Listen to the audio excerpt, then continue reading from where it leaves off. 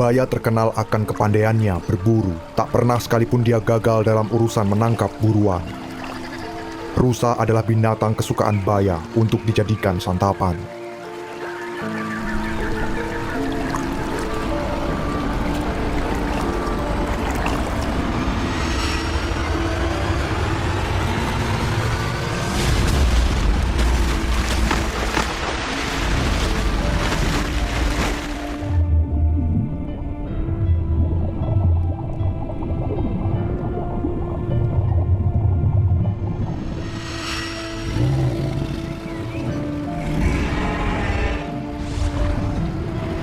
Selain memburu hewan-hewan di sekitar sungai, Baya juga masuk ke dalam hutan untuk mencari mangsa.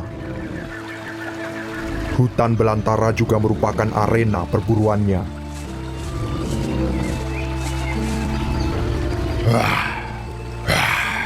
Makan apa hari ini? Hewan apa yang akan menjadi santapanku? Mungkin.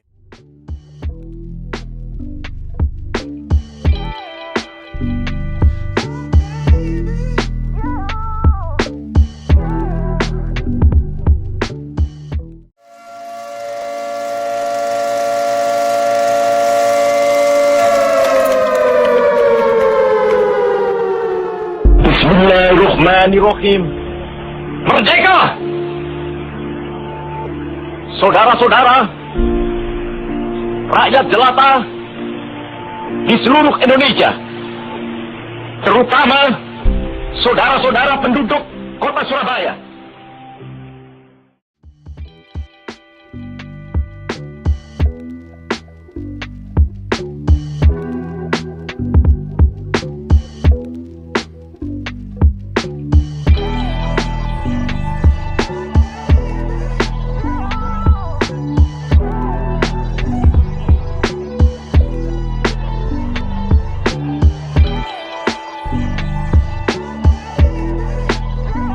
Perlawanan tanpa menggunakan senjata, perlawanan menggunakan karya. Itulah Cak Durasim. Beliau yang lahir di Jombang menjadi legenda ludruk di Jawa Timur. Cak Durasim menggunakan kesenian. Ia menggunakan ludruk untuk menghibur rakyat sekaligus mengkritik pemerintah kolonial pada saat itu. Ia pun menjadi hiburan masyarakat Surabaya. Pada masa pemerintahan Belanda, sistem moneter di Hindia Belanda menggunakan mata uang logam, termasuk gulden.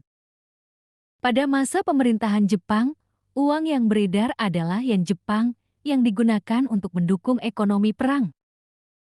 Pada masa pemerintahan Hindia Belanda, uang yang beredar adalah gulden yang digunakan sebagai alat tukar dalam perdagangan. Alasan kami milih Museum Shola karena Museum Shola merupakan tempat untuk mempelajari sejarah kota Surabaya, khususnya pada perkembangan industri, perkembangan perdagangan, dan juga kehidupan sosial di Surabaya pada masa lalu. Selain itu, Museum Shola juga memiliki berbagai koleksi yang menggambarkan kehidupan masyarakat Surabaya, mulai dari artefak sejarah, koleksi alat-alat industri, dan juga pameran yang menceritakan perkembangan kota dari zaman ke zaman. Jadi nilai yang bisa saya ambil terkait dengan hubungan antara kunjungan ke Museum Shola dan nilai-nilai Pancasila adalah tentang bagaimana sila kedua itu bisa sangat diterapkan oleh para pahlawan, terutama dalam menjunjung tinggi hak dan martabat manusia, terutama dalam masa peperangan. Di dalam museum ini terdapat beberapa tokoh penting, yaitu Wakil Ketua Supratman atau W. Supratman. Beliau merupakan pencetak lagu Indonesia Raya. Sejarah Bung Tomo yang berjuang dalam peristiwa 10 November 1945 di Surabaya dan berjalan hidup sekarang dari lahir hingga menjadi Presiden Republik Indonesia yang pertama. Hal yang kami dapatkan dari kunjungan kami ke Museum Shola adalah yang pertama, kami belajar tentang sejarah kota Surabaya. Museum Shola menyimpan berbagai informasi tentang sejarah Surabaya, termasuk peristiwa penting seperti pertempuran 10 November 1945. Yang kedua juga ada perkembangan kota Surabaya. Kita lihat dari bagaimana Surabaya berkembang dari masa ke masa, mulai dari zaman kolonial hingga menjadi kota metropolitan seperti sekarang ini. Yang ketiga itu juga terdapat peninggalan bersejarah. Ada banyak koleksi benda bersejarah seperti foto-foto lama, pakaian, senjata, alat komunikasi, dan dokumen penting yang menggambarkan kehidupan di masa lalu. Yang keempat itu adalah perjuangan pahlawan. Museum ini juga menceritakan bagaimana perjuangan rakyat Surabaya dalam mempertahankan kemerdekaan sehingga bisa menumbuhkan rasa nasionalisme. Yang kelima itu adalah kami jadi tahu fungsi Gedung Siola, yang awalnya gedung ini adalah pusat perbelanjaan di masa kolonial Belanda, lalu beralih fungsi menjadi markas perjuangan dan sekarang menjadi museum serta pusat pelayanan publik. Yang terakhir adalah kesadaran akan pentingnya melestarikan sejarah. Dengan melihat koleksi museum, kita jadi lebih menghargai sejarah dan memahami pentingnya menjaga warisan budaya agar tidak hilang di telan waktu.